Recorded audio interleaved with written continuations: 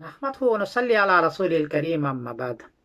मौलाना सलमान नदवी साहब दामत बरकातहुम का मैं एक वीडियो देख रहा था कि हज़रत माविया रजी अल्लाह ताला अन्हो के बारे में और उनकी जमात के बारे में कह रहे थे, नासिबी हैं, गासिब हैं, गुनहगार हैं, आसी हैं, और इतना तेज जुमले बोल रहे थे कि मैंने अहले सुन्नत वल जमात में से किसी को ऐसा नहीं सुना कि सहाबा के सिलसिले में इतनी तेज़ ज़बान इस्तेमाल करता हूँ।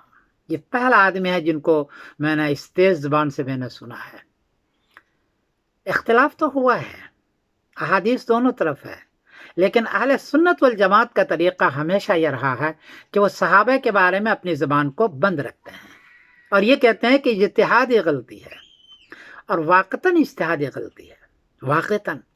इसलिए कि असल बुनियाद जंग जमल और जंग सिफ़ीन का यह है कि हज़रत उस्मान रज़ियल्लाहु अन्हु को जिन लोगों ने शहीद किया उन पर लगाम लगाया जाए, क्योंकि पूरा अरब का माहौल, मदीने का माहौल ख़राब हो चुका था, अमन बरकरार नहीं रहते थे।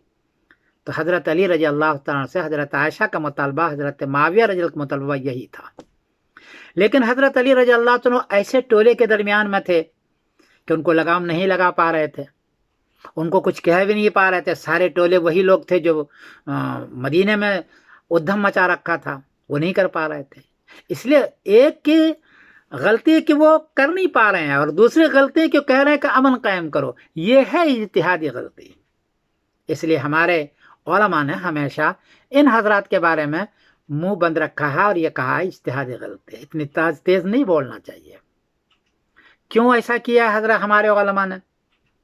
उसकी वजह यह है कि हुज़ूर पाक ने खुद फरमाया है कि मेरे सहाबा को निशान मत बनाओ मेरे बाद। इख्तिलाफ तो होगा, हंगामे होंगे, निशान नहीं बनाना। हदीस मौजूद है, क़ाल रसूलुल्लाह सल्लल्लाहु अलैहि फी अस्हाबी ला तत्तखिज़ु गरज़न बाग़ी, कि ए अल्लाह मेरे असहाब के बारे में अल्लाह से बचो, उसको मेरे बाद तुम निशान नहीं बनाना, गरज़न निशान नहीं बनाना, इसलिए कुछ से मुझे तकलीफ होती है।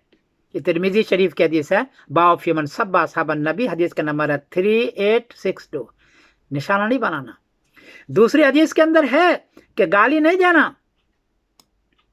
इसलिए हमारे असहाब ने इनको बाज़ाब्ता ये नहीं किया है। जहाँ तक हज़रत माविया रज़ियल्लाहु अन्हु की बात है, तो हज़रत माविया रज़ियल्लाहु ताला अन्हु के लिए नबी करीम सल्लल्लाहु अलैहि वसल्लम दुआएं की है। अगर माविया रज़ियल्लाहु ताला अन्हु गासिब है, नासिबी हैं, तो ये दुआएं झूठी हो जाएंगी।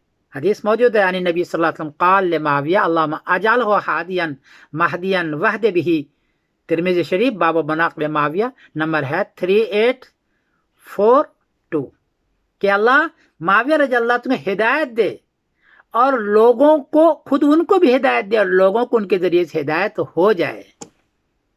अगर हज़रत माविया नासिबी हैं, गासिब हैं, तो ये हदीस का क्या होगा? दूसरी हदीस है तबरानी की, अन्ना नबी सल्लल्लाहु अलैहि वसल्लम क़ाल ले माविया अल्लाहुम्मा अल्लिमहुल किताब वल हिसाब मक्किन लहू फिल बिलाद, अल्लाह उनको ही किताब सिखलाइए, हिसाब सिखलाइए और शहर के अंदर उसको गालिब रखिए। हदीस झूठी हो जाएगी। इसलिए हमारे उलमा ने हमेशा ये तरीक़ा इख्तियार किया है कि हज़रत माविया के रज़ियल्लाहु या सहाबा के बारे में बिल्कुल वो खामोश रहे और कहा कि इज्तिहादी गलती है, क्योंकि हुजूर ने मना फरमाया। शिया हज़रात ने सहाबा के बारे में अपनी ज़बान खोली, पता है कहाँ तक गए? हज़रत अबू बकर सिद्दीक़, हज़रत उमर, हज़रत आयशा, हज़रत हफ्सा को हर मजलिस में वो बुरा भला कहते हैं, कोई मजलिस खाली नहीं होती। हालांकि हज़रत आयशा अहले बैत में से हैं, हज़रत हफ्सा अहले बैत में से हैं, अहले बैत की में से हैं, आयत में मौजूद है, लेकिन हमेशा इसको बुरा भला कहते हैं। हज़रत अबू बकर सिद्दीक़ ससुर हैं, हज़रत उमर ससुर है नबी करीम सल्लल्लाहु अलैहि वसल्लम के, लेकिन कोई भी मजलिस ऐसी शिया हज़रात की नहीं होती जो इन हज़रात को गालियाँ न देते हों। हज़रत सलमान नदवी साहब अगर यही रास्ता इख्तियार करें तो कोई भी सहाबा बचेंगे नहीं। सब सहाबा में से जिसको जिसकी मर्जी होगी उनको नासिब करार दे दिया जाएगा, उसको गासिब और गुनहगार करार दे दिया जाएगा।